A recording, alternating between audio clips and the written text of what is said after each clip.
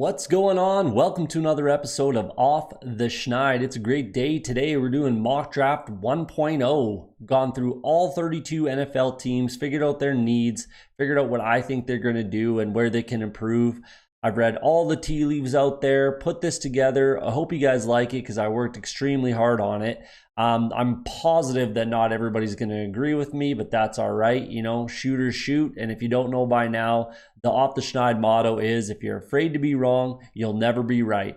The legend Pat McAfee says, be a friend, tell a friend. So I'd love to see this get, 100 likes would be a fantastic milestone. I'd really like to get over that 500 subscriber mark. So help me out. It's up to you guys to help me get there. Let's see what we can do. I want to see this succeed before the draft actually kicks off and we find out how wrong I am. Leave a comment down below and let me know what you think. You know, bring some facts. Just telling a guy he's an idiot isn't really very constructive. So, put some facts in there. Let me know why you think I'm wrong or what you think they will do. And we'll see what happens on Thursday. So with that, we got the 2021 NFL Draft in Cleveland, OH. The Jacksonville Jaguars are on the clock. All right, so pick number one, basically a formality. We got Trevor Lawrence go to the Jacksonville Jaguars. Like, it's going to happen. Kid's been first overall selection for, since his sophomore year in high school, probably. True freshman starter at Clemson, won the national championship as a true freshman. You can see the stats there. They were pretty fantastic. 31 touchdowns, again, true freshman. And he seemed to actually improve every year, even though, the team didn't win any more national championships. But hey, there's a lot of good teams out there. Obviously, Alabama won a couple in there. So yeah, there's nothing to think about here. There never was. Anything might have been a smoke screen. It's always been Trevor Lawrence. It's going to be Trevor Lawrence. So no real need to talk about it much anymore. Trevor Lawrence, first overall, Jacksonville Jags. So this one started as a pretty interesting draft pick. Basically, ever since the Jets were confirmed at second overall, it was, do they take a quarterback? Obviously, the idea was to tank for Trevor Lawrence. Didn't happen. Here they are, second overall. And then it was, do you keep Sam Darnold for his fifth year option, see what he can do, build the team around him, at least for one more season, and then kind of take it from there and adjust accordingly. If I were Joe Douglas and Bob Saleh, in my Jets video that I made, I presented a scenario where they don't take a quarterback. And if I'm being honest with you, I stand behind that. If it were me, I would have stuck with Sam Darnold, made the team better. Look at the haul that the Miami Dolphins got for third overall. If the Jets are in that scenario and they get that same sort of kind of, return, I think I like my chances of being able to build a contender that way rather than taking Zach Wilson here. They traded Sam Darnold for a sixth this year, a second next year, and a fourth next year. That's not a ton of value for a guy that could be the guy in Carolina. I personally think that the Panthers, well, we'll find out what the Panthers do in a second here, but I think that scenario works out more in the favor of the Jets long term than just drafting Zach Wilson here. It is what it is, all the tea leaves, and this is nothing against Zach Wilson. I think Zach Wilson's going to be a quality quarterback depending on the offense that he's in, and I think the Jets, I think the 49ers offense is the perfect offense for him, but he's, this is a close second considering the coaching staff there now. So I do like Zach Wilson. I do like everything that he can do, but I'm just not so sure that he's that much better than Sam Darnold that you couldn't have taken advantage of a trade like that to make your team overall better moving forward, long-term kind of a thing. Unless Zach Wilson turns out to be the next Patrick Mahomes, then, I'm completely wrong here. I'm not sure that that's going to happen, but all the tea leaves lead me to believe that Zach Wilson's going to be the selection here, second overall to the New York Jets. So this pick is basically where everybody has the draft kind of starting. Obviously, you can see the trade details there. Third overall from the Dolphins to the Niners for 12th and a bunch of other picks. Great value for the Dolphins considering they have their quarterback, obviously. The interesting thing to me is that when they, at the time that they made this trade, everybody assumed that it was Justin Fields, just based off of rankings type of a thing. When I was originally starting to think about the mock draft and who I thought would take who, I immediately had Mac Jones going to the 49ers, at 12 or whatever it was. you don't make this trade when they made that trade without knowing who you're taking. And that was kind of interesting. Did they know right then and there that they wanted Mac Jones and that was that, and they were willing to pay what they did? Because that's a substantial return for Miami to get their guy. I do think that Mac Jones is the better fit for that offense than Justin Fields. I really do. But it was just interesting when they made that trade because it seemed like they weren't sure. So I don't know. You don't make that trade unless you're sure. It was just a weird timing thing for me. But I do think it's Mac Jones. All the tea leaves, as far as I can see, I do feel like he's the pick. I do feel like he's the better fit for that offense. And then the whole conversation becomes what happens with Jimmy Garoppolo. He's very easy for that team to walk away from. They can cut him for, I think, $2.8 million in dead cap and save, $23 million or something like that against the cap, which I absolutely expect to happen. And then where does Jimmy G go? I think that could, we could see some of the other quarterbacks in this draft, Justin Fields, Trey Lance, we could see them slide down potentially because of a name like Jimmy Garoppolo. Gardner Minshew is another name that I'll mention at some point during this mock draft here. But it is what it is. So look at those numbers. I would be excited to be a Niners fan to get Mac Jones just because I think he fits this offense very well. Seems like a very smart guy. I think him and Kyle Shanahan would get along great. And again, going back to the timing of the trade, whose pro day did they go to? Did they go to Mac? They went to Alabama. They went there first. Did Justin Fields put on a second pro day? Yeah, and of course they went. Of course they would go. So all that leads me to believe that Mac Jones is the guy. He was their first choice kind of a thing. Unless something happened where it just sold them on Justin Fields. I just don't think that happened. And I think Mac Jones is the pick, third overall to the San Francisco 49ers. So this is a point in the draft where there's a lot of people saying the Falcons are going to do a lot of different things, trade down, draft a quarterback, all that kind of stuff. I've got them not being able to pass on Kyle Pitts. He's just too good. He's just too dominant. The different things that he can do for an offense in today's NFL is just, again, too good to pass up.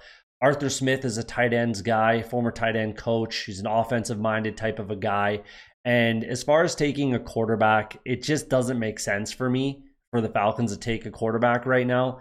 Matt Ryan, $70 million in dead cap this year. Obviously, that's not going to happen. Next year, he's $40.5 million in dead cap. You basically can't eat that. You can't trade that. You can't cut that. They could save money against the cap, like $8 million or something like that. But you're not going to eat $40.5 million to have a guy not be on your team. It just doesn't make sense to me. And this team is close enough, I think, that you might as well take one last kick at the can with Matty Ice, under center. Next year, if you're in the same spot, which theoretically they could be, then you maybe draft a quarterback of the future or a project type of a guy who sits for one full season behind Matt Ryan. Hayden Hurst, they got a club option for him next year, so they could walk away from him completely if they desire. This team struggled offensively without Julio Jones, and Kyle Pitts is a lot closer to Julio Jones than he is to Hayden Hurst. So I think that he can take this team, get them back to where they want to be offensively with Matt Ryan. They'll need some help, with running back, and they have other needs and everything like that they can address later on in the draft.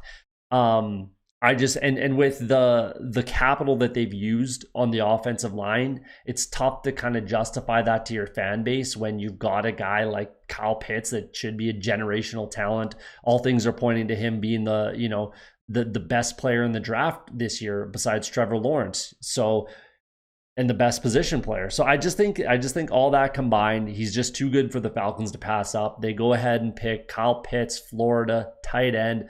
Pick number 4, the Atlanta Falcons. Here's another spot where we got tons of scenarios happening, trades down, that kind of thing. I'm a Bengals fan. We'll get that out of the way. And the Bengals just don't trade much on draft day. It doesn't happen a ton. They usually stick where they're at and pick, plus they're 5th overall. You're going to get a quality player no matter what. So, I've seen a lot of people say this, and I agree. There's really like no bad pick, realistically. There's no bad pick, whether it's Kyle Pitts, Jamar Chase, Penei Sewell, there's really no bad pick in my opinion.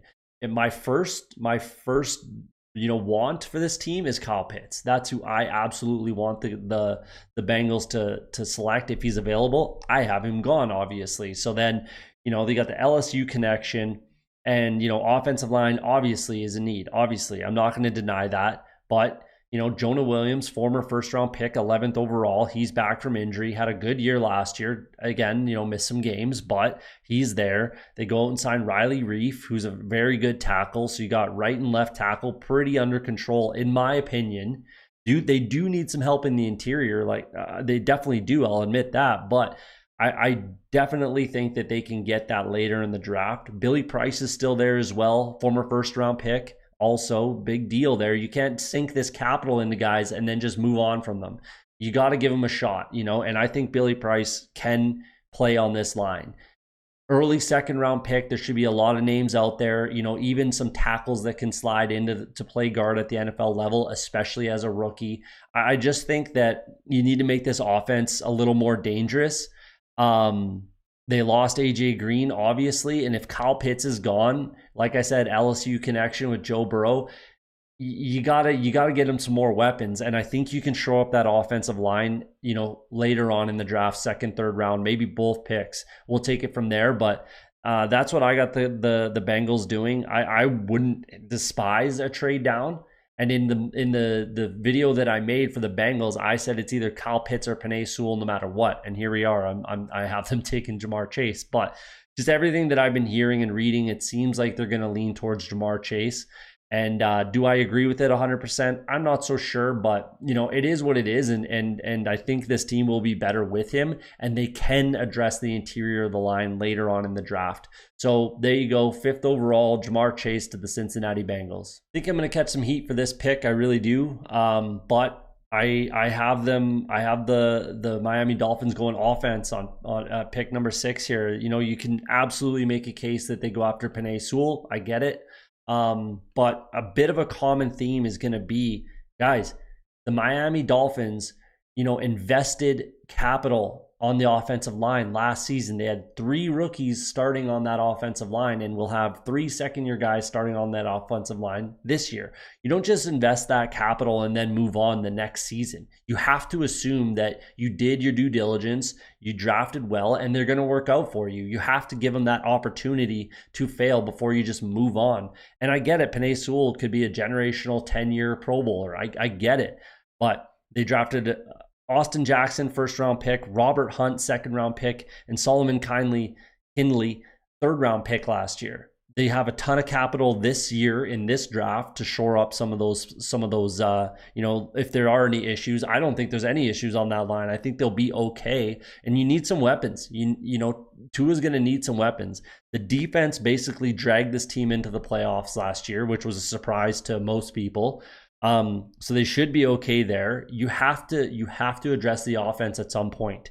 The Miami Dolphins coached the Senior Bowl. Devontae Smith was there. Heisman Trophy winner. Look at those stats. Those are insane. The 2019 stats, a lot of them were with Tua. I just think it makes too much sense to go after a guy like this. I think wide receiver is the pick, and I think with Jamar Chase gone, I do think that Chase is number 1, and I do think that Devontae Smith is number 2.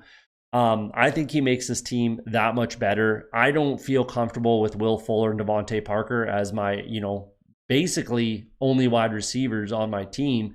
You cannot convince me that Preston Williams, Lynn Bowden, Jakeem Grant, any of those guys are even close to as good as Devontae Smith, in my opinion. You're worried about 166 pounds. You're worried about the weight. I'm not. I am not concerned whatsoever about weighing 166 pounds. Look at those numbers. It's not like he was a Band-Aid in college. If he was banged up constantly in college, I can understand those concerns, but he wasn't. And he produced like basically no one else has at that position. 23 touchdowns and 210 yards, 3 touchdowns in the national championship game in the first half. You kidding me? And you don't want this guy on your team? It just doesn't make sense to not want this guy at this spot. So that's what I have the Miami Dolphins doing. There is a ton of connection. 6th overall, Devontae Smith, Miami Dolphins. So here's one that's definitely going to turn some heads. I know I'm going to catch a ton of heat for this one. It is what it is. It's just what I think that they're going to do. Can they trade down here? Absolutely. But realistically, the only trade down candidates, in my opinion, maybe the Broncos, maybe, but I don't think the Broncos want to do that. I just don't see them wanting to trade up 2 spots for a quarterback. And then the Patriots, and if they trade back with the Patriots, there's pretty much no chance, in my opinion, that they're getting Micah Parsons. Chris Spielman's there now, CEO, just started this year. He's a former linebacker guy. Aaron Glenn's the new DC. There's 2 good corners, in my opinion, back there, so I don't think that they're going to go that route. Dan Campbell, obviously, as a former tight end, understands the importance, especially again in today's NFL, of having a guy that can, guard tight ends and do it all. This Micah Parsons is the best linebacker in this draft, in my opinion, and it's not particularly close.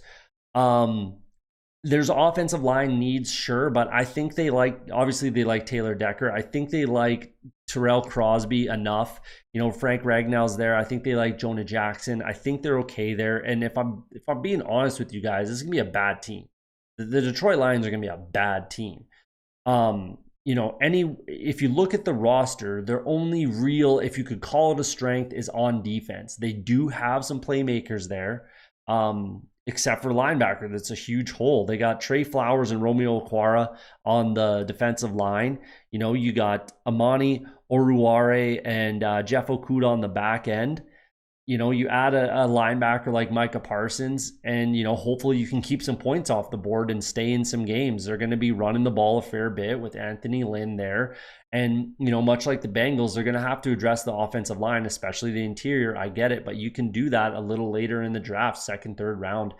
It's fairly deep on offensive line. So that's just what I think they do. Reading the tea leaves, it led me here, and I'm sticking to my guns. I might be laughed out of the mock draft community with this one, but it's just what I think they do, and I think it makes their team better. I really do. And again, they're going to be a bad team for a bit, and I think they're going to want to move on from Jared Goff at some point. But like I said, bad team for a little bit. Put your defense in a decent spot. Continue to build off of what appears to be your only real point of strength. So there you go, Micah Parsons, 7th overall to the Detroit Lions. The Panthers, I think, can go a few different routes here. A lot of people have them, trading down, drafting a quarterback, that kind of thing. Trey Lance, Justin Fields are both still here. They could go with a guy like Jalen Waddle. All that makes sense. And with every single draft pick last year, which I actually recommended and they did do, which was really, really cool to see, was defense last year. So they need to invest a little bit in that offense. Left tackle's always been a problem for the Panthers. Right tackle's short up with Taylor Motton there. They got some swing tackle depth. They got some interior line depth, that kind of thing. They're okay on the offensive line if they make this selection. I don't think that they're, one player away regardless to being a playoff team, or certainly not a Super Bowl contender or contender for the division, but even getting to the playoffs, I don't think they're one player away. If they are, it's Penei Sewell, in my opinion. It's going to make Sam Darnold's life easier. It's going to make Christian McCaffrey's life easier. I just think that they're in a position where they take the best player available, and in my opinion, that's absolutely Penei Sewell. So there you go, lock it in. 8th overall, Carolina Panthers, Penei Sewell from Oregon. A lot of you are probably saying, finally, quarterback comes off the board. There you go. Justin Fields, 9th overall to the Denver Broncos. I do think that this is potentially a team. I liked them a ton last year. Obviously, they got bit by the injury bug, some opt-outs, that kind of a thing. But I do like this roster, and there's a good potential that they are just a quarterback away from being a playoff team. So, you bring in Justin Fields, maybe, you have an open battle between him and Drew Lock, and whoever the best guy is wins. And that's the guy who starts. In my opinion, it'll probably be Justin Fields. But, they invested in the defense and free agency. Ronald Darby, Kyle Fuller come over. Von Miller's back from injury. Juwan James comes back on the offensive line from opting out. Cortland Sutton's back from injury. So, they could very well be Justin Fields away from being a playoff team. I see this kind of scenario happening similar to how it did last season with Tua and Herbert, where the teams that wanted them stayed put and drafted them where they were. And that's kind of how I see this happening with Justin Fields. So there you go. I think this makes too much sense for the Broncos, considering where they're at as a team and what they look like without a quarterback at times last year. So there you go, lock it in. I think it's a fairly easy pick. I don't think there's too much to think about. It's between, the only thing to think about is between Justin Fields and Trey Lance. And I think Justin Fields is head and shoulders closer to being an NFL starter right now, day one, than Trey Lance is. Does that mean he'll have a better career? No. But right now, I think that Justin Fields is the more, capable starter at an NFL level this season. So there you go. They sprint to the podium, and Justin Fields 9th overall to the Denver Broncos. Boom, trade alert. First draft day trade we got here. I got the New England Patriots trading up to 10th overall with the Dallas Cowboys. Dallas Cowboys trade 10th overall and 99th, the third round pick. And a fourth round pick, 138th overall, to the New England Patriots for 15th overall, and their second round selection, 46th overall. Cowboys get another second round pick. They move down 5 spots, and the Patriots get their quarterback of the future, in my opinion. So a couple things here. I think the Patriots have basically all but said that Jarrett Stidham's not going to be a thing for that team. That's basically they've all but said that. So you go up, get a guy that they like, and a guy that I think more closely resembles Cam Newton than Justin Fields. He's just a little bit bigger and, can run a little better, all around, I think, than Justin Fields. I think Justin Fields is a better passer than Trey Lance. Also, you 100% sit Trey Lance all year this year. You just play Cam Newton, and you have Trey Lance just learning the system, learning the offense, and getting better and being ready for, what could be a Super Bowl caliber depth chart and roster after this season. I think that, you don't bring back Cam Newton unless you're kind of buying into having that style of an offense.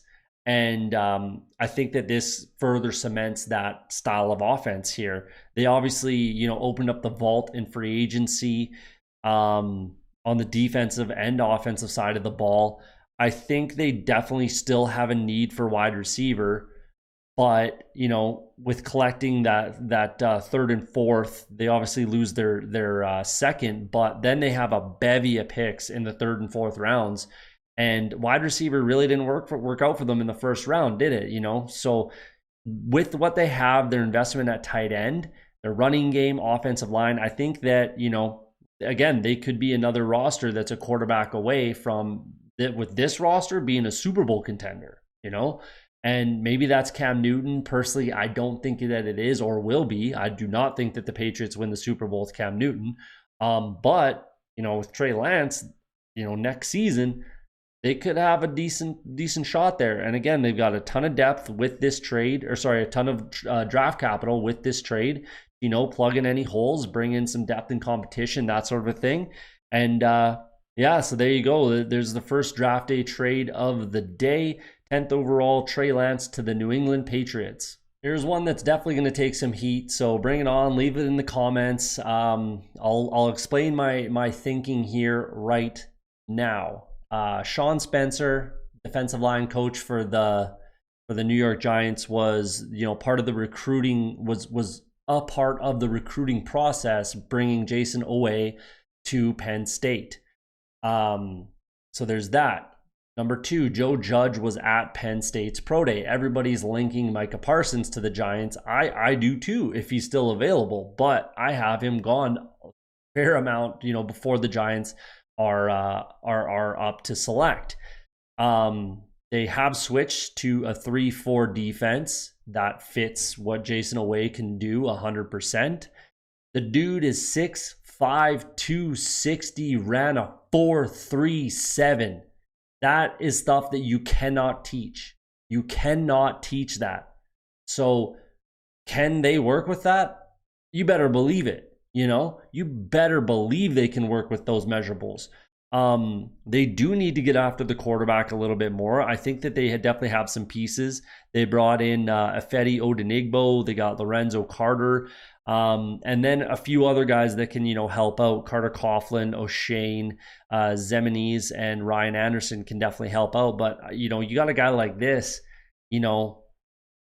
that's scary stuff, man. Those measurables are just scary. Yes, it's hand timed, so it's probably more like a 4.4 whatever, 4.42 or something like that. But still, 6'5", 260 running a 4.4, that you can't teach that stuff, man. You cannot teach that stuff. So they did make a bunch of improvements on the offense in free agency. Brought in Kyle Rudolph, brought in Kenny Golladay. They drafted Andrew Thomas in the first round last year, Matt Pert in the third, Shane Lemieux, Will Hernandez not too long ago. They brought in Zach Fulton. Nate Solder comes back. Spencer Pulley is there. They got depth on the offensive line. I think they're okay.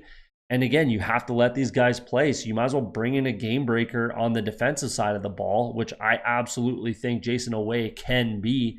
And, he's a piece that you can move around. He can do a lot of different things on this defense. So it might be a shock to a lot, but that's what I got the Giants going after. There's a lot of connections. The tea leaves say that there's a lot of, connections. Supposedly there's a lot of fans in the building of Jason Oweh for the New York Giants. So, might be a surprise, but that's what I got them doing. Gettleman has never traded down. Never, ever. Do I think that that's what they should do, especially if they're going to select Jason Oweh? Yeah, I do. But is that what, Gettleman's going to do? I doubt it. History is saying that that's not what's going to happen. I did not at all think that Andrew Thomas was the 4th overall selection last year. And I absolutely stand by it. Do I think that Jason Oweh is, the 11th best player in the draft this year? Not particularly, but it's just what I see happening. So love it or hate it, leave something in the comments. But that's what I got the Giants doing. 11th overall, Jason Oweh from Penn State. Another pick, another trade that'll probably come to as a surprise to some. I've got a trade happening here. Again, the Philadelphia Eagles trade back only 2 spots. I just think that the Vikings are going to want to, ensure that they get the guy that they want and get ahead of the Chargers and make sure that they get the left tackle of the future that they want. And I think that that's Rashawn Slater. Rick Spielman was at the Pro Day. Riley Reif is gone. I just don't particularly think that Ezra Cleveland is ready to move from right guard to left tackle in the NFL, coming from Boise State at 22 years old. I just don't think that that's going to happen. I just don't. It just doesn't make a ton of sense. So, a lot of people argue that Rashawn Slater is the number 1 tackle in this draft. You could make that argument, absolutely. He has more starts in college than Penei Sewell. So they they had 15 draft picks last year. 15. You got to use some of this capital at some point, and they still have, 10 this year. So they have 2 third-round picks. They move up 2 spots. They give up 14 and 90th overall to trade with the Eagles. The Eagles, they have just so many holes that they're trying to pick up capital, and I still think that they can get the guy that they like where they go at 14. So we'll get there in a second, but it just makes a lot of sense for this offense. Offensively, you need the Vikings need to have a good offensive line. Just the way that they run their offense, they need to have a good quality offensive line. And right now they do, with the exception of left tackle. This keeps Kirk Cousins upright. This helps out Dalvin Cook. This helps the play action game that they love to run. The boots, the swings, all that kind of stuff that they like to run offensively. I just think it makes too much sense, and they're not giving up a ton of capital. They do already have a ton of capital to give up, and maybe it's not a third, maybe it's 2/4, something like that. They've got 4 fourth round picks this year. So maybe that's what it is. I might be off on, what the compensation is, but I think it's a good move for the Vikings. Slide up 2 spots, get your left tackle of the future, Rashawn Slater to the Minnesota Vikings. 12th overall. 13th overall, we've got the Los Angeles Chargers. They've put a bit of a premium on protecting the quarterback, their quarterback of the future, present, Justin Herbert. They brought in Brian Bulaga last year. This offseason, they bring in Matt Filer and Corey Linsley. They have an absolute gaping black hole at left tackle. I think that Christian Darrisaw is the guy that they like. 3-year starter at Virginia Tech. Played very well. I know that they're interested. The tea leaves say that they're very much connected. I think this is their guy, maybe over Rashawn Slater even, that this might be their guy. I think offensively they're okay, that you could make a case for another weapon for Justin Herbert, but you don't want another Joe Burrow situation when you have Mike Williams, you have Keenan Allen. Tyron Johnson and Jalen Guyton look pretty good, in spots and in certain route combinations and route trees. They were effective. Joe Reed, KJ Hill, they brought in Jared Cook. Austin Eckler's back from injury. I think that it should be protect Justin Herbert first and foremost, shore up that offensive line. I think that the defensive side of the ball needs a ton of help, and I think that that's where they go, moving forward in the draft kind of a thing. But I think the Chargers are going to be in a lot of shootouts and going to be throwing the ball a ton, and you need to shore up that offensive line if you want to, try to stay competitive offensively. I think that defensively they're going to struggle, but it is what it is. They can do what they're going to do what they can moving forward in the draft to shore up those spots on the defensive side of the ball. They got a fair amount of draft capital, so I think basically this shores up your offense almost completely. And then you can add a guy here and there, but then I think you go defense for the rest of the draft. So 13th overall, LA Chargers, Christian Darrisaw from Virginia Tech. This is the back half of the trade with the Minnesota Vikings. Again, compensation might, not be 90th overall. Maybe it's 2/4. They have tons of picks for the Vikings, but I think this makes a ton of sense for the Eagles just to slide back. It's only 2 spots. You gain a little more capital, and you get the wide receiver that they probably like anyways. I think he's the top wide receiver on the board right now. There's connection with Jalen Hurts, who they're tied to. Kind of regardless, it is what it is. If that's not their guy, they can move on and figure that out later. But he's got a connection with Jalen Hurts. They played together at Alabama. I think he's the top wide receiver on the board right now. They have, if Jalen Reagor is your number 1 wide receiver, I personally don't think that that's, a good thing. Absolutely. I hated the pick last year for Reagor. I thought there was obviously some guys on the board that they could have, it would have worked out a lot better for them. But yeah, their defense is still in a reasonable spot for the Eagles. Reasonable. Their offensive line is still in a reasonable spot. Running backs, reasonable. Everywhere else, they're not, there's holes, but they're not in a god-awful position like they are with the wide receiver position, and that's just how I see it. So, you slide back, you still get the guy that you like. Much like the next pick we're going to go after here, but it makes tons of sense. Philadelphia Eagles, 14th overall, Jalen Waddle from Alabama. So this will probably be a surprise to some. I'll admit all the tea leaves do suggest that the Cowboys go Patrick Surtain over J.C. Horn. But my personal cornerback rankings have it J.C. Horn number 1, Surtain number 2. Cowboys have been connected to both guys. So, regardless, it won't be really, a shock either way. I think more or less just the way that, who's available and where they're picking, whether they stay at 10 or they do trade back to 15. I think corner is going to be the pick regardless, whether it's Surtain or whether it's Surtain or Horn, 10th or 15th. Regardless, I think it's going to be corner. Offensive side of the ball, I think the Cowboys are in fantastic shape. I think that they can add some pieces here and there, but that's definitely not a need, and it's definitely not a first-round selection, in my opinion. I think you have to go to the defense. They could look at a pass rusher, linebacker, everywhere on the defensive side of the ball, really. But I think that just the way the draft is going to line up, regardless of if it goes the way I'm predicting or not, I still think that corner is going to be the selection. I think they're going to have the pick between Surtain and Horn, whether that's 10 or 15. And personally, I have Horn as my number 1 cornerback in this year's draft. So that's what I have going on.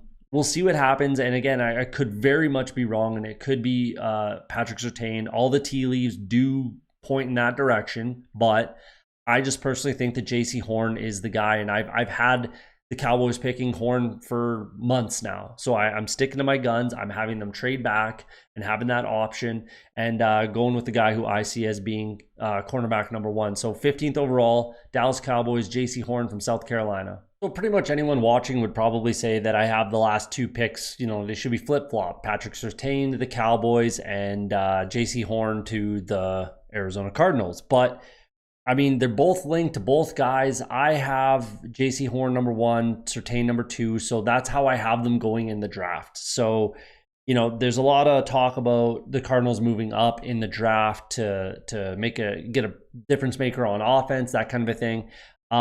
They just don't have pretty much any draft capital this year beyond their first and second round picks. Yeah, you can kick it down the line and throw in, a 2022 first round pick, move up. I get that. But who's to say that, the Lions and the Panthers want to move down to a spot where they won't get the guy that they like? You know what I mean? If they like the guys, especially the guys that I have them taking, Micah Parsons, Penei Sewell, if they trade back to 16, they're not getting either of those guys. So, it's easy to say that, but in reality, does it make sense for them to do that? I mean, yeah, you're getting a first round pick next year, but in theory, it's going to be a relatively low one, probably in the 20s. I'm just not so sure they do that. I think that I think the Cardinals are probably exploring the idea. I'm just not sure that kind of materializes. They do have that second round pick, like I said, and that's a spot where they can still get a bit of a difference maker on offense. Running back or wide receiver potentially. But I think that if you address defense here, it's going to make this team better overall, right? Malcolm Butler's in his age 31 season. Patrick Peterson's gone. Byron Murphy's still good, but they really don't have pretty much anything beyond those two guys at corner. And in today's NFL, you need cornerbacks. And the way they're being drafted, look at last year's first round. And what I will, project for this year's first round, corners are going to be, a bit of a commodity that, it's a hot commodity. So that's what I think they do. Whether these picks are flip-flop, it is what it is. If I'm wrong that way, I'm not super upset about it, obviously. But, all things considered, I think they're okay more than okay on the offensive side of the ball. Offensive line's in an okay spot. They don't really utilize tight ends too much. Dan Arnold was a bit of an anomaly because he plays a little bit differently. But they brought in James Conner. They brought in AJ Green. Not that those guys are going to be, crazy game breakers changing the game for the Cardinals. But I think that they can get a guy in their second pick, second round, 17th overall, 16th, 17th overall in the second round, whatever it is. I think they can add a guy. And, they need to shore up that defense and keep teams from scoring on them, especially in the passing game. They got J.J. Watt, Chandler Jones coming back. They're in a good spot defensively, but corner is a huge hole for them, and they need to shore that up, keep teams from scoring on them so you can get Kyler Murray back on the field. So that's what I got them doing, 16th overall, Patrick Surtain from Alabama. The Raiders are an interesting team and have been since Mike Mayock has taken over as GM. I've had them last year. I had them trading up for a wide receiver. They might have traded down. They haven't traded at all. They had 4 first-round picks in the last 2 seasons. Haven't traded at all. Stayed where they were, picked where they were. Got the guys that they liked. In my opinion, the only real holes on this team are on the offensive line because of the extreme turnover, this past offseason. And then, the back end of the defense and more at safety than corner. But corner's absolutely in need, in my opinion, for this team. Gus Bradley comes in, and I know that there's a lot of connection between Greg Newsome and the Raiders. You're playing the Chiefs, Chargers, and Broncos twice a year each. They all have quite a few weapons, especially in the passing game. So, and it's a passing league, all that. It's just, and I could be completely wrong. It could be offensive line, but the only guys that I have, available that I think would fit here would be Elijah Vera Tucker and Tevin Jenkins. And I'm just not sold on either of those guys. Reading through everything, looking through everything that I did, I wasn't sold on either of those guys going to Vegas here. They do have a fair amount of draft capital, second round pick, 2/3, that they can shore up that offensive line and bring in some depth competition types of pieces. So I just think that that's what they do. I think that this pick, they're not sold on Trayvon Mullen or obviously not Damon Arnett. I like Amik Robertson. I like Amik Robertson, and Rasul Douglas comes in. But, in today's NFL, like I said, with all those weapons in the passing game, 6 times a year, you got to shore up those spots and, give your pass rushers a chance to get there. They obviously struggled in that regard last year, but then they bring in Yannick Ngakoue. They still got Carl Nassib, Max Crosby, Cleveland Farrell, Solomon Thomas comes in, Jonathan Hankins is there, Quentin Jefferson, they're fine at linebacker. So it's either safety or corner. And if I'm the Raiders, I probably trade back, but they just have never done that with Mike Mayock. So I think they stay put at 17.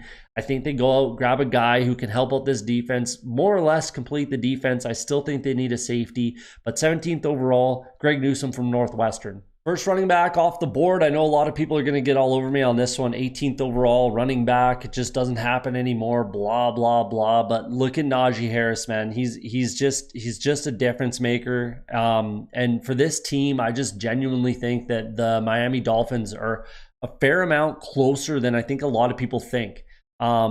I think that they are a couple pieces on offense, which they get in this draft. I have them taking Devontae Smith, wide receiver, and obviously Najee Harris.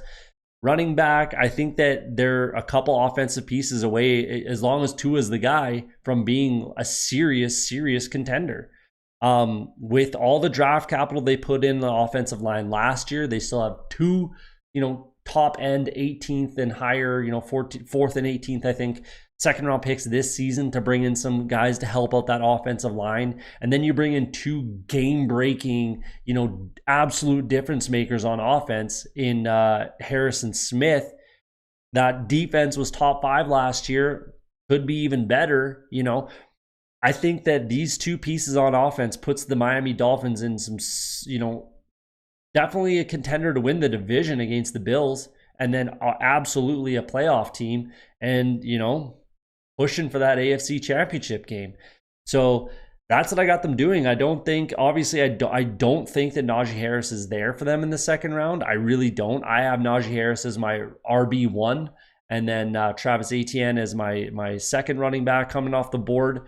And I just think that potential for that offense is just too good to pass up. They got Tua, Najee Harris, and Devontae Smith, 3 Alabama guys. They had a ton of success in college. There's absolutely no reason to think that they don't have success at the NFL level. That's great they're on the same team. Are you really telling me that Myles Gaskin, Malcolm Brown, Salvin Ahmed, like those are the guys that are just going to, be dominant running backs like Najee Harris will be? I don't think so. I think you can add 2 guys in the second round on the offensive line, shore up complete your offense, in my opinion, with these 2 picks. 18th overall, running back Najee Harris to the Miami Dolphins. We got tons of talk about the football team trading up. I just think that that's easier said than done. Like I expressed earlier in the mock, I think that's easier said than done this year. I think realistically, they're kind of putting themselves in a position where they might end up being a quarterback away from being potentially like a Super Bowl contender. Yeah, I said that. I think this defense is top 3 at least in the game right now. So with the way I kind of have things shaking down in order, I think that you just build off of a strength. I think linebacker is a huge hole on this team. They got some good pieces that can do some things, but no one like JOK. They don't have anybody like Jeremiah Owusu-Koramoah. if you look at those stats, look at that stat line there. He's an absolute stat sheet stuffer, at the linebacker position, who you can just use in a ton of different ways. Like Jack Del Rio can have a field day with this guy. You can put him in a bunch of different spots, and just makes that defense that much better, which is they're already a top 3 defense. But man, you throw in this guy into this defense and it's even more scary good. So that's just what I have them doing. I mean, it's that or offensive line, in my opinion. And the guys that I have available, I personally don't think that they make a ton of sense for this team right now at 19th overall. They do have a second round pick, 2/3. They have some capital where they can bring in some depth / competition and potentially starters, in the second round. I don't particularly see them being able to, I just don't think they're going to be able to trade up to draft a quarterback. I just don't think that happens for them this year.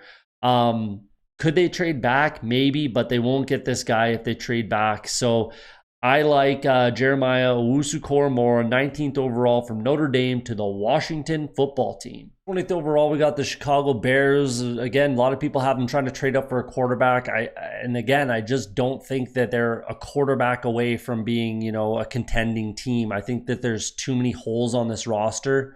And I think that cornerback is absolutely a massive black hole of a need for this team. They have Jalen Johnson, who I really, really like. I think he absolutely is a guy, but that's it. That's all they have. They got Desmond Trufant, who is not a starter in the NFL anymore. I'm sorry.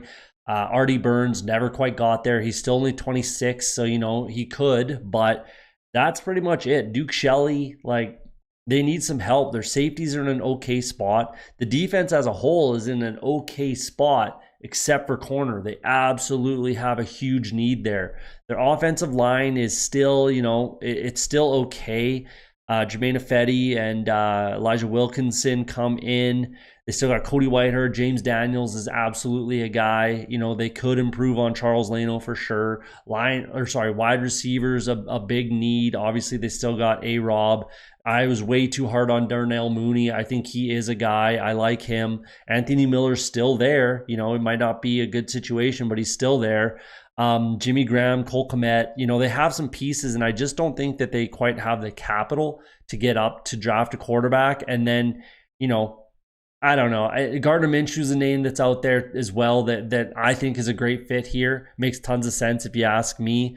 I just think that they have to shore up corner. And then this is a little late for me, for Caleb Farley. There's that whole issue with his back or neck, whichever one it was, where he had that small procedure done recently. But if you look at his stat line, a lot of people think that he's the number 1 corner in this draft, and maybe he is, and maybe he will be, but I think there's a little issue there with the health that might scare some teams, and I think this might be a little too far. Makes tons of sense. I originally had Greg Newsome going here, but I had the Raiders kind of reaching there. So 20th overall, I think they shore up that defense a little bit. They go after Virginia Tech cornerback Caleb Farley to the Chicago Bears. Very, very sure that this is going to come as a surprise to most, and I don't think a ton of Colts fans will be happy with this pick, and will probably give me a lot of heat for it. But it is what it is, I think Christian Barmore has moved up a lot of draft boards potentially. He was the MVP of the title game. He was fantastic in the college football playoffs for the Crimson Tide. There's connections between Matt Eberflus and Nick Saban. I think that the bigger needs and bigger holes on this Colts team lie on the defensive side of the ball. A lot of people are looking at left tackle. I hear that. I do. I hear that. But, they got Sam Tevy. They brought him in from the Chargers. They got Julian Davenport there. They're both young guys. They both have starting experience in the NFL. I just think that this offensive line is good enough as a whole everywhere else where they can help and make Tevy or Davenport better. And, with Quentin Nelson right beside them, who's one of the best guards, if not the best guard in the game, Ryan Kelly, Braden Smith, they got a lot of pieces on that offensive line to still be able to succeed, even if there's a bit of a drop off.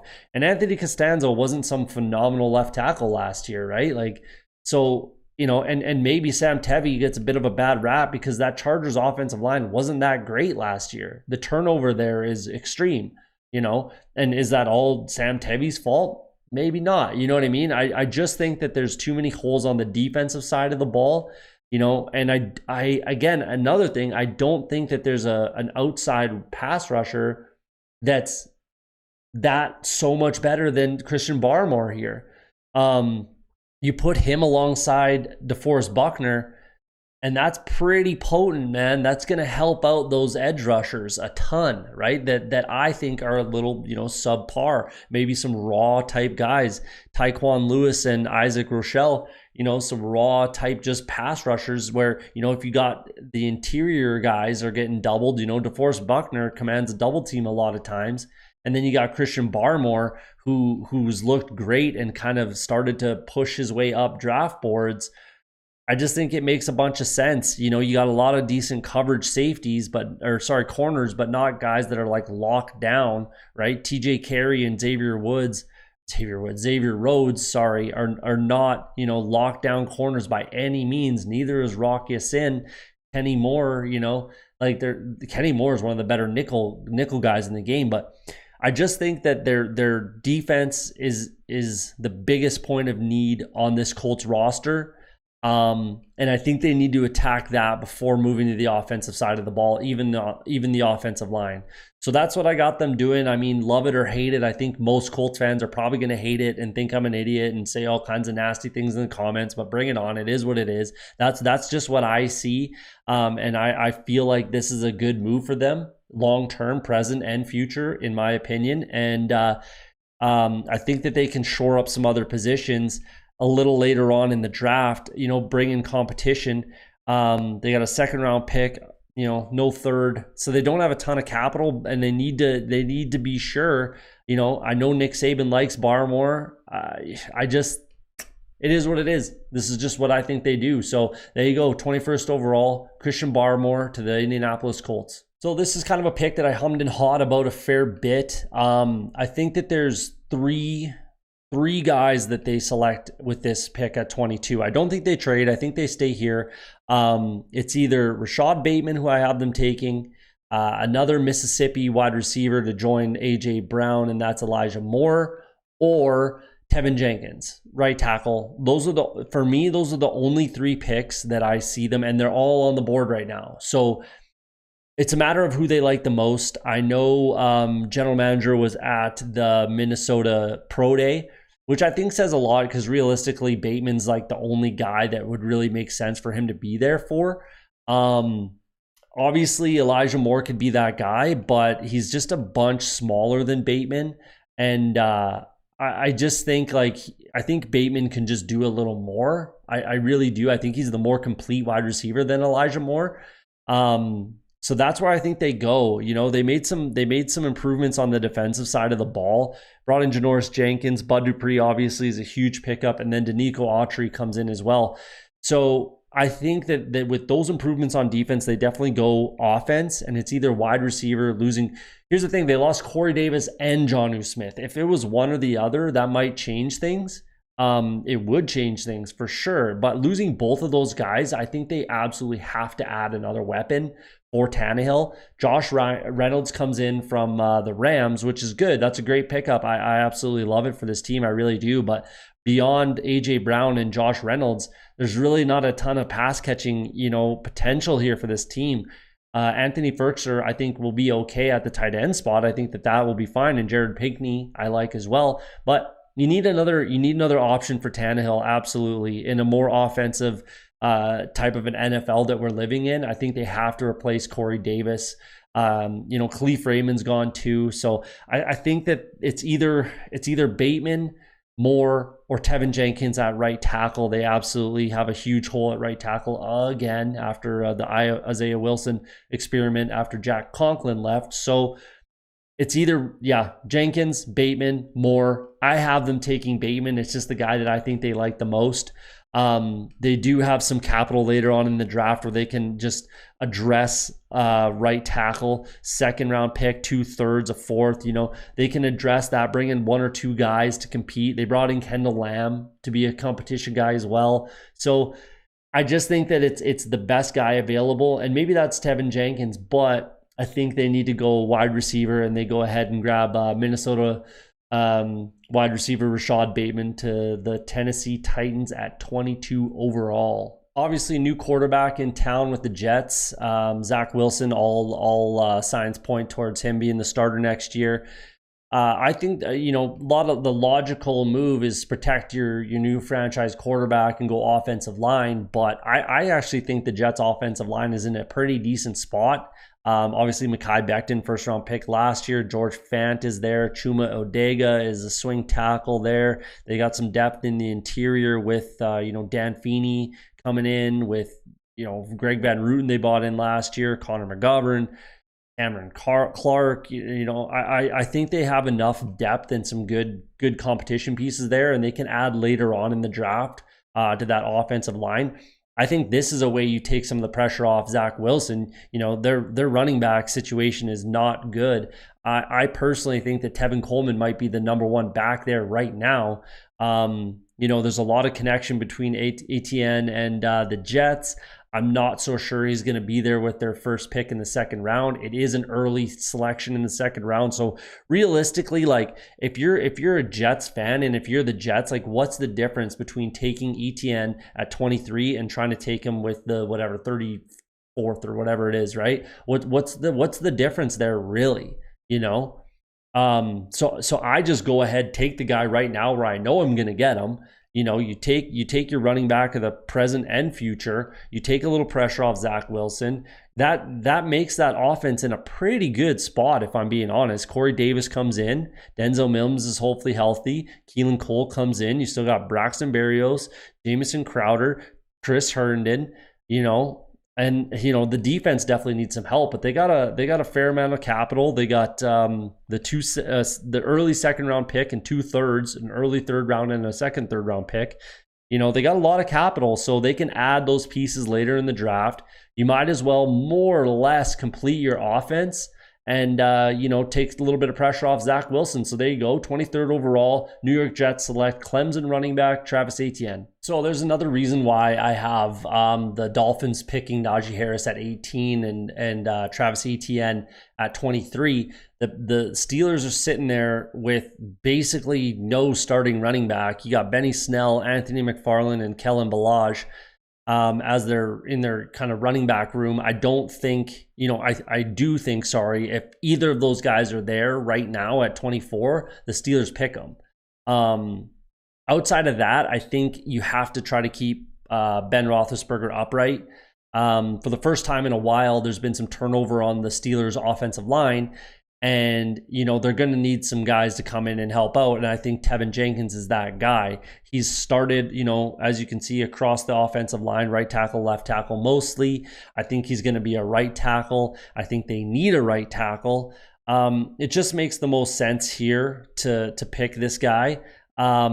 They do need some help on the defensive side of the ball. I think they can get that later, especially, they need a pass rusher for sure. But it's fairly deep in the second, third round for pass rushers. Running backs, you can always get a guy in the third. There's tons of depth later on. They might not be quite at the caliber of Etienne and Harris, but you're going to get a very good guy. And if you have a good offensive line, you're going to help make them better. So I just think overall this helps the team the most. Steelers go ahead, shore up that offensive line. 24th overall, Tevin Jenkins from Oklahoma State. Personally, I've been saying this for about 2 years now. I think the Jags are in a better position than a lot of people think that they're in. I think there's a ton of talent on that team. There's a ton of talent on that defense. They've even shored it up a little bit more this past offseason, bringing in Shaq Griffin. So, and they're going to switch to a 3-4 most likely. You got Josh Allen and Kayvon Chase on, Dwayne Smoot attacking the quarterback from the outside. And they're up the middle, they're solid. Malcolm Brown, Tevin Bryan, and Davon Hamilton. Linebackers in a great spot. Miles Jack, Joe Schobert. Leon Jacobs, Shaq Quarterman, Damian Wilson even. They got guys that can play. And then corners, Trey Herndon, CJ Henderson. Like I said, Shaq Griffin comes in. Chris Claybrooks, Sidney Jones is still there. Josiah Scott. I think there's a ton to like with this Jags team. I really do. And with the drafting of Trevor Lawrence, I think you just shore up the offensive line a little bit. You bring in a guy that can plug into, maybe not quite center. I'm not sure if he can just slide into center right now, but they do have Lindor, Norwell, and AJ Cann that are all probably the starters there. So it's like, why do you bring in a backup at 25? If any of those guys go down, I really think that Vera Tucker can step right in and fill that hole. Plus, all of them can be moved on from after this season. Not that they particularly would want to, but maybe if one of them they do move on from one of them, Vera steps in. They got Cam Robinson and Jawan Taylor there as your starting tackles. They need to get a deal done for Cam Robinson, but it'll be a lot easier if you're a winning team. So, and again, I said it with the Jets, like what's the difference between 25 and 33, right? If you like this guy, which I think they probably would, and I know that they're connected with him, he won't be there at 33. So you go ahead and take your guy here. Maybe they go after Javonte Williams, a running back at 33, which would hurt me as a James Robinson owner in Dynasty, but I think that they can make some moves later on in the draft and shoring up, I've heard people call him one of the more safe picks in the draft. If you're picking him up at 25, he's not, it'd be relatively surprising he lasts at 25. So you're not getting him later on in the draft. I think it just makes a ton of sense to go ahead and get a guy, a future offensive lineman, for what they're building. If I'm being honest, the Jags are building a very, very, very competitive team in the not too distant future. And that's just my opinion. Maybe I'm completely wrong and I'm the only one who thinks it, but I think the Jags are looking very, very good for the present and future. And I think that this just kind of shores it up a little bit more. So 25th overall, USC offensive guard Elijah Vera Tucker to the Jacksonville Jaguars. The Cleveland Browns are definitely in a spot, win now spot. It's not quite like Super Bowl or bust, but they definitely absolutely have Super Bowl aspirations, that's for sure. It's a great team. There's not a ton of holes at all on this roster whatsoever. For me, the biggest needs are going to be pass rusher or wide receiver. There's been comparisons between Kwity Paye and Myles Garrett. Comparisons, by the public, as well as, Kwity Paye has said that he molds his game kind of after Myles Garrett. Jadeveon Clowney comes in on a 1-year deal, and there's question marks with Takk McKinley, although I think Takk McKinley has his best year this year. I think he'll be very good on this defense, and it makes tons of sense. But there's still question marks there. Beyond that, linebacker maybe, but in my opinion, there's not the correct guys available for the Browns. Zaven Collins is on the board, but and Jamin Davis I would really like on this team as well. But I just think that they're gonna, pass rushers are very, very coveted right now. I think, the name of the game in the NFL right now is get after the opponent's quarterback and protect yours. I think that I think it was glaringly obvious that that's kind of the case with the Super Bowl last year. I think that was the name of that game. So for a team that doesn't have a lot of holes that's looking to get to the Super Bowl, I think that has to be your priority. I think they can add a wide receiver later in the draft for sure. Linebackers, they still have Mac Wilson there, who still should be a quality player. Elijah Lee, I know they like Jacob Phillips a bunch. Anthony Walker comes in from the Colts. So I think that they are okay there. I think they need to be able to get after the quarterback a little bit better, which they've obviously put a bit of a precedence, towards accomplishing that goal. But, they could always add another guy, for, again, the present and the future. And I think this might be a little late for Kwity Paye, but it just didn't line up for me anywhere in the mock to make a ton of sense, and it makes tons of sense here. So there you go. Michigan edge rusher Kwity Paye to the Cleveland Browns at 26th overall. The Ravens with the trade to the Chiefs, that one didn't make a lot of sense to me, if I'm being honest. If I'm the Ravens, I don't make that trade. You know, you're having problems beating the Chiefs already, and then you just improve their team. I don't like the trade. To be honest, it feels like it was basically just 31st overall for Orlando Brown. You know, it just didn't make a lot of sense to me. I had a couple scenarios in my head, and I was going to present one where the Chicago Bears, maybe the Minnesota Vikings trade for Orlando Brown, both NFC teams. If I'm the Ravens, I kind of go that route, even if you have to take a little bit less compensation-wise. I probably go that route, so I'm not making one of my bigger rivals in the AFC, you know, that much better. I think this basically, in my opinion, that basically crowns the Chiefs as the Lombardi winners this year. But either way, they made the trade. It is what it is, and it does allow some flexibility for the Ravens. They could go a lot of different ways with this pick. I think that Villanueva, you know, signs there and probably plays right tackle for the Ravens. There's a lot of talk about that happening. They could go wide receiver here, absolutely. They do need some pass rushing help. There's actually like more holes than usual on this Ravens defense. Or team in general, sorry. So why do they take Asante Samuel?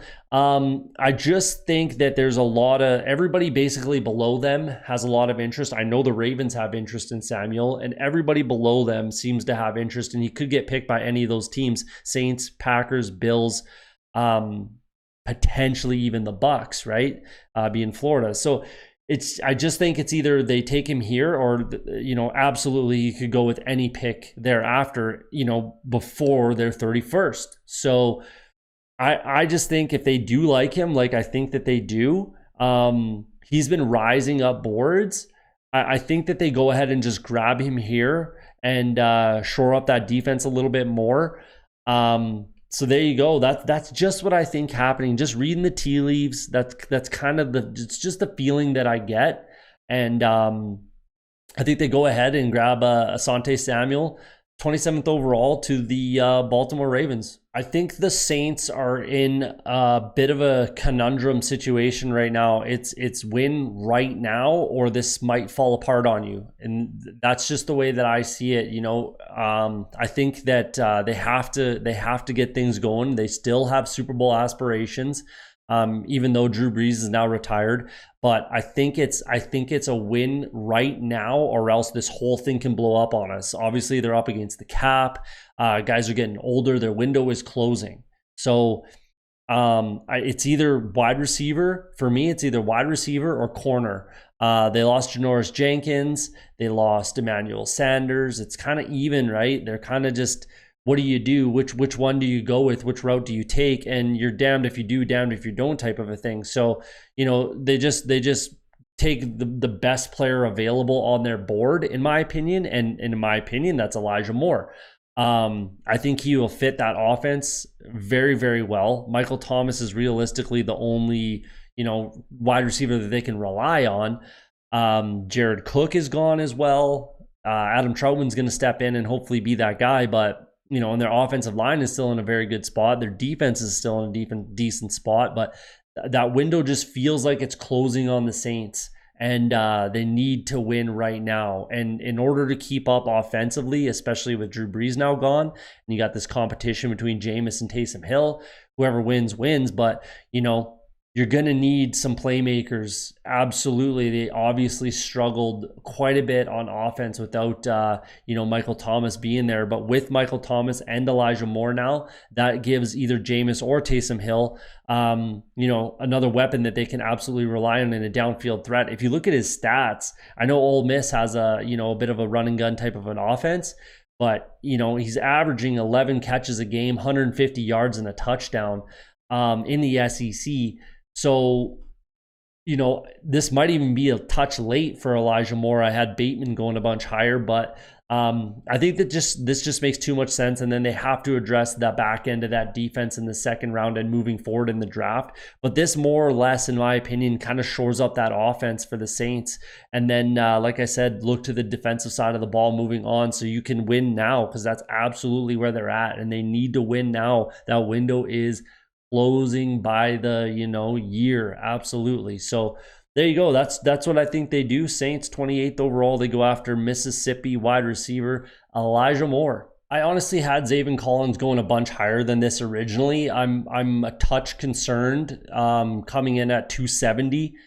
That seems like outside linebacker, pass edge rusher type of a stature. 6'4" and a bit, 270. It's a big kid to try to play as an off-ball linebacker type of thing, but if he can get it done, he can get it done. But I think at some point, eventually in his career, he's going to have to move to that, being more of an outside linebacker.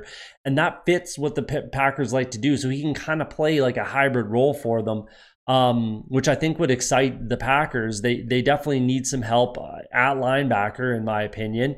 Jamin Davis is a guy that I would really like on this team as well. Joe Barry is a linebacker guy. Again, wide receiver, always the Packers about, get them more weapons and get A-Rod some more weapons. That's that kind of a thing. But honestly, I feel like the Packers kind of backdoored their way into having some weapons. Bob Tunyon came out of nowhere. MBS has shown that he can stretch the field. He can absolutely be a downfield threat. Alan Lazard's looked good, and has looked improved in the playoffs there. He looked pretty good. They definitely need some help with the offensive line with David Bakhtiari tearing his ACL. Like, there's no 100% guarantee that he's going to be back, week 1, starting at left tackle. Jared Veldheer is now gone. So there's a lot of different ways that they can go with this pick. I just feel like you might as well kind of try to shore up that defense and add a guy that you could, use in different roles. You can have him rush the quarterback as an outside linebacker. You can have him play in coverage. He's shown that he can do that. All of those things. Look at that stat line. He's shown that he can do those things. I'm not sure if the weight's a real issue or not. I mean, I doubt it, considering. So that's where the route I think that they go here. They can add pieces later on in the draft and get some more weapons for Aaron Rodgers. But like I said, I think they backdoored their way into having some more weapons than a lot of people are giving them credit for. Realistically, Robert Tunyon didn't exist last off season. Coming into the season, he basically didn't exist, right? So a lot of different ways. For me, it's either linebacker, offensive line is kind of where I look with their first pick. That's where I was a little bit conflicted with. But I think they go after a small school guy, small town guy who could fit in really well in a place like Green Bay. He's not about the lights and the action. So that's what I think they do. Zaven Collins, linebacker, Tulsa, 29th overall to the Green Bay Packers. The Bills are another team similar to the Cleveland Browns, where it's not necessarily against Super Bowl or bust, but they absolutely have those Super Bowl aspirations. If you're looking at offense for the Bills, they're basically bringing back everybody, and I think that they absolutely improve there. Gabriel Davis, I think, is going to be very much a guy. I really like Gabriel Davis there. I think he takes a step forward. And then they bring in Emmanuel Sanders. Isaiah McKenzie's still there. Matt Breda comes in the backfield to help out. They bring back the entire offensive line, and then a couple depth pieces as well. So I think offensively, that's completely off the table with this pick. It's absolutely going to be a defensive pick for me. It's either an edge rusher, like a defensive end pass rusher, or a corner, in my opinion. And the way cornerbacks are coming off the board in last year's draft and what I have happening in this year's draft as well, I think that they take a guy that they like. I mean, I don't really know if they're going to be super happy with Levi Wallace as like the unquestioned starter heading into the season. Tre'Davious White, one of the best in the game, but I think a guy like Tyson Campbell can come in and do some things that those guys can't do and make this defense better as a whole. I think as far as the pass rushers situation is concerned, this defense plays very well together. They play as a single unit for the most part. And they did add in F.A. Abada. I think A.J. Epinesa takes a step forward. They still have Mari Addison and Jerry Hughes. So I think like collectively they can be okay there. And that's not necessarily the case on the back end of your defense, right? especially with the way that today's NFL looks. So, to keep up with a team like the Chiefs, I think that they could use a guy like Tyson Campbell, and then they can bring in some pieces later on in the draft at defensive end where, it's fairly well known that there's quite a bit of depth in the second, third round at, I'm not going to say defensive end, but as an edge rusher position type of thing. So, I think they shore up a bit of a hole. Obviously, this is a 30th overall. They pushed for the Super Bowl last year, and they will again this year. But I think they absolutely shore up the defense. And take a look at the back end. And Tyson Campbell from Georgia, 30th overall to the Buffalo Bills. So we got the second pick, the back half of that trade from the Kansas City Chiefs in the Orlando Brown deal, which again, I'll say again, I think is a terrible trade for the Ravens. It just doesn't make a ton of sense. To send a guy who can be the left tackle for the Chiefs for the next, 8 years, one of your biggest rivals in the AFC and a team that you're probably planning on playing at some point in the playoffs, and you send a very, very good, Pro Bowler. It just doesn't make sense to me. It just doesn't make sense. But regardless, it happened, and here we are. The Ravens pick 31st now.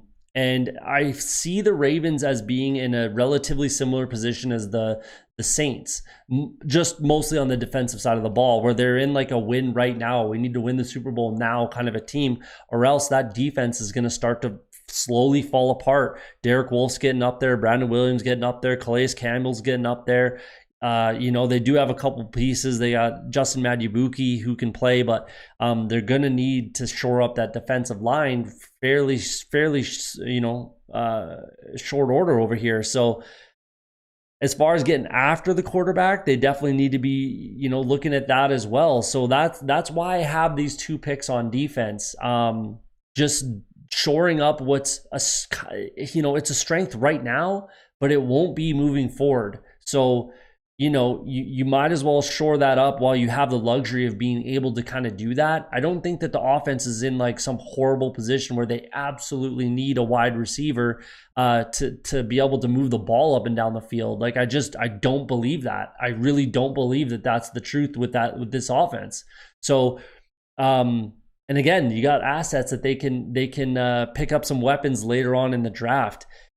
So that's what I do. I shore up my defense a little bit more while I have the luxury of being able to shore it up and not have it being an extreme, dire need right now. So I go, Asante Samuel at 27, cornerback, shores up the back end. Then I get a guy that can get after the quarterback, fits this defense very, very well. So I think that just makes the most sense. Do what you can to stop offenses. It's not like your offense is terrible for the Ravens. It's not. It's really not in a bad spot. They're still very, very dangerous. Yes, they need to be able to throw the ball better and more frequency and with more consistency. But I just think that that's easier to accomplish than, backing yourself into your defense getting lit up every week. So that's why I have this it just makes the most sense. Corner and a pass rusher are the biggest needs on this defense. And while you have the luxury of being able to make that decision, that's what I think that the Ravens do. So there you go. 31st overall, the trade from the Chiefs. The Baltimore Ravens go ahead and select edge rusher Azeez Ojulari from Georgia. This is absolutely a luxury pick. Basically, anything and everything that the Tampa Bay Buccaneers do throughout this entire draft is a luxury pick because their team is set. Their whole team is back from being the best team in the world last year. So how do you improve on that? You add depth and bring in guys that might be future guys. And that's what Landon Dickerson is for this team. If you look at the two positions that he played in college, right guard and center, those are the two positions where there might be question marks for the Bucs. And I don't think that they are. Alex Kappa has been very good.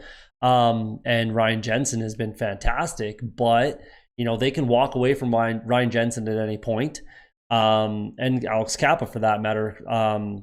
Jensen, there's no dead cap, and Kappa just doesn't make that much. So if they wanted to, they can move on from either one of them. I don't think that they do, but if an injury comes up, you can.